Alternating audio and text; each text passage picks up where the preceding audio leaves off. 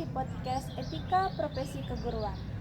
Saya Arla Kartika sebagai moderator dan telah hadir bersama saya di sini narasumber pertama yaitu Alika Ramadhani. Halo. Narasumber yang kedua yaitu Ila Karyani. Halo.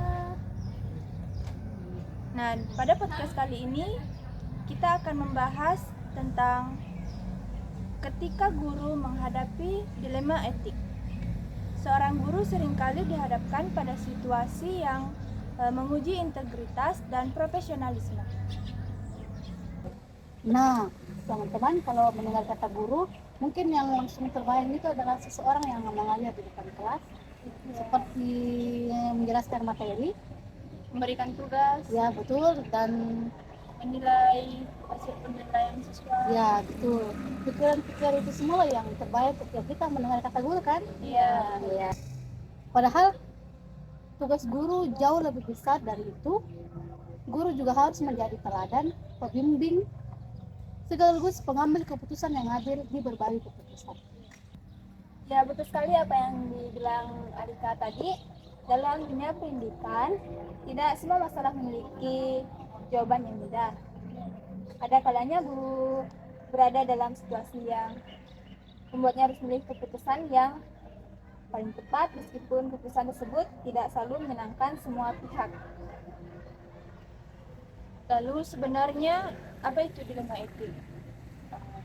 Dilema etik adalah kondisi ketika seorang guru dihadapkan pada dua atau lebih pilihan yang sama-sama memiliki konsekuensi, sehingga guru harus mengambil keputusan berdasarkan nilai moral, kode etik profesi, dan kepentingan terbaik bagi peserta didik.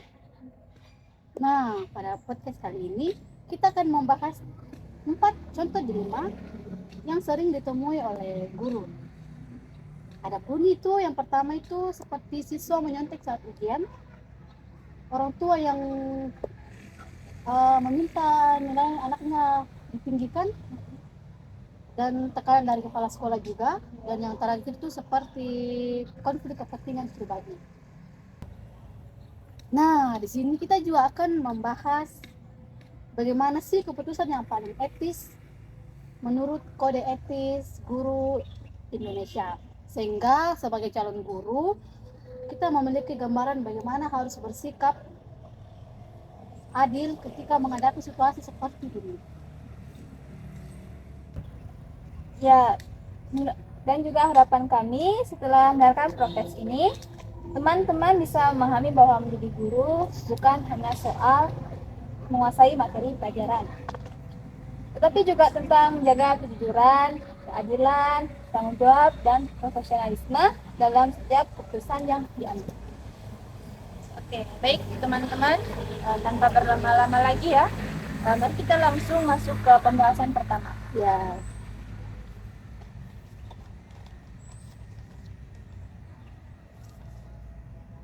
Oke, kita mulai dari kasus yang sering terjadi di sekolah.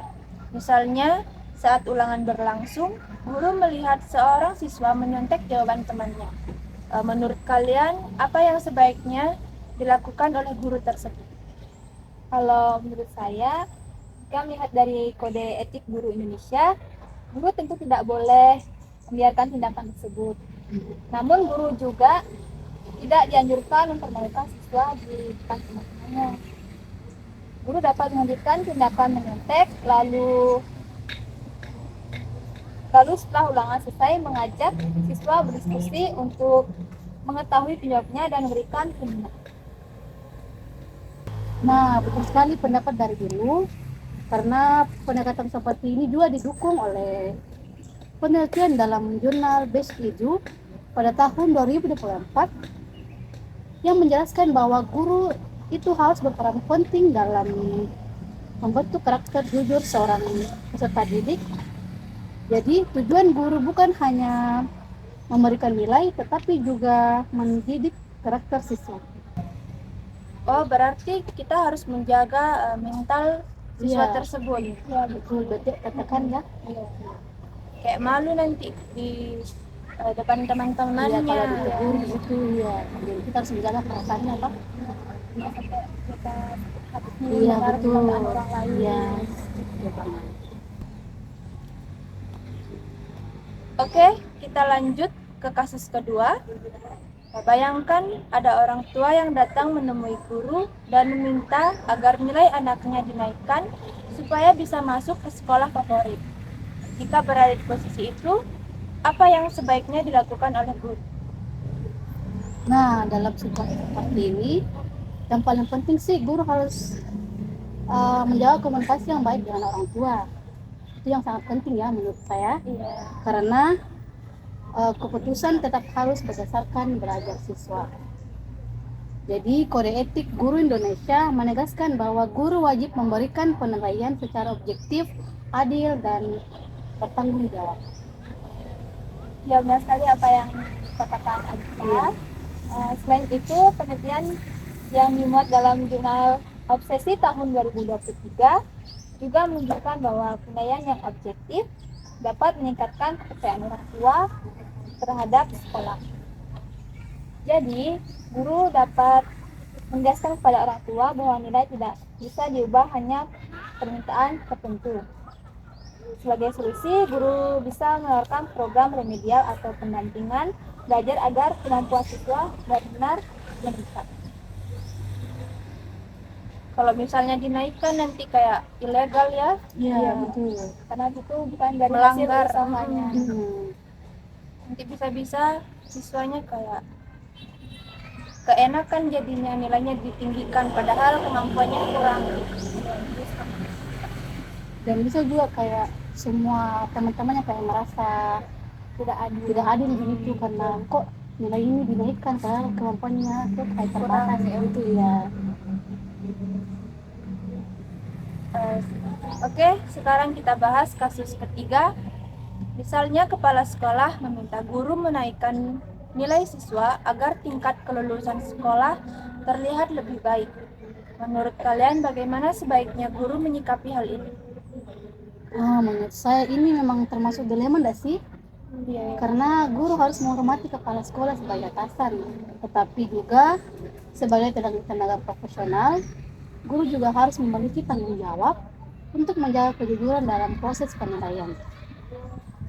Ya, betul juga apa yang dibilang Arika. Undang-Undang Nomor 14 Tahun 2005 tentang guru dan dosen menjelaskan bahwa guru adalah tenaga profesional yang wajib melaksanakan tugas secara bertanggung jawab. Karena itu, guru dapat berdiskusi secara baik dengan kepala sekolah dan menjelaskan bahwa nilai harus sesuai dengan kemampuan siswa. Jika ada siswa yang belum mencapai ketuntasan, solusi yang tepat adalah memberikan remedial, bukan menaikkan nilai tanpa dasar. Oke, kasus terakhir. Kasus terakhir itu konflik kepentingan. Misalnya ada siswa yang ternyata masih memiliki hubungan keluarga dengan guru. Menurut kalian, apakah guru boleh memberikan perlakuan khusus? Tentu tidak enggak sih? Ya. Tidak enggak sih, karena karena semua siswa itu memiliki hak yang sama untuk memperoleh perilaku yang adil. Ya, dalam penelitian jurnal Basic Edu tahun 2022 menjelaskan bahwa sikap adil guru akan menciptakan lingkungan belajar yang nyaman saat meningkatkan kepercayaan siswa kepada guru. Jadi meskipun memiliki hubungan keluarga, guru tetap harus memberikan penilaian dan perlakuan yang sama seperti pada siswa lainnya. Iya, harus profesional ya. Iya, Betul. tapi kebanyakan di sekolah-sekolah itu kalau ada keluarganya misalnya kemenakan atau adik sepupunya, itu pasti kayak misalnya pendapat dulu yang utamakan pendapat beasiswa, pasti diutamakan keluarganya. Ya, kayak sekarang kan bisa dibilang kayak orang dalam kan? Jadi itulah contohnya orang dalam. Tapi itu tetap tidak bagus sih, karena kan Iya. orang lain juga dapat kesempatan yang lebih membutuhkan. Dapat.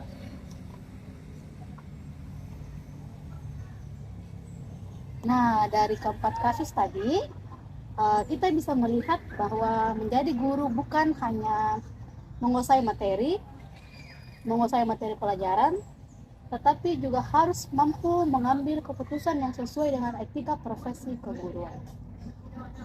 Ya, sebagai calon guru PGSD juga kita perlu membiasakan diri bersikap jujur, adil, bertanggung jawab, dan profesionalisme. Keputusan yang kita ambil harus selalu mengutamakan kepentingan serta didik dan berpedoman pada kode etik serta peraturan yang berlaku.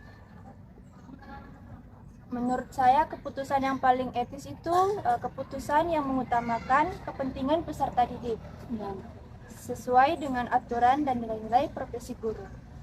Karena pada akhirnya guru bukan hanya mengajar ilmu pengetahuan, tetapi juga membentuk karakter generasi penerus bangsa.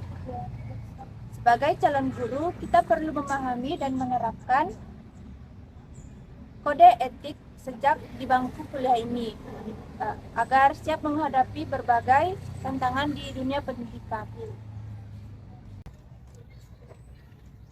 Nah, di dunia pendidikan kita juga harus terus meningkatkan kompetensi profesional melalui pelatihan, membaca literatur ilmiah, serta berdiskusi dengan guru atau dosen ketika menghadapi persoalan etika. Betul kan? Betul. Nah, menjadi guru bukan hanya tentang mengajar, tetapi juga tentang memberi teladan. Ilmu dapat mengubah cara berpikir seseorang, tetapi keteladanan guru dapat mengubah masa depan mereka. Jadilah guru yang hanya tidak cerdas, tetapi juga berintegritas, karena setiap keputusan yang kita ambil kali ini akan menjadi pelajaran berharga bagi peserta didik di masa depan. Oke, baik teman-teman, itu tadi pembahasan kita tentang ketika guru menghadapi dilema etik. Semoga podcast ini bisa menambah wawasan sebagai calon guru agar siap menghadapi berbagai tantangan di dunia pendidikan. Terima kasih sudah mendengarkan podcast kami. Sampai jumpa di podcast kami selanjutnya. Wassalamualaikum warahmatullahi wabarakatuh. See you. 2000.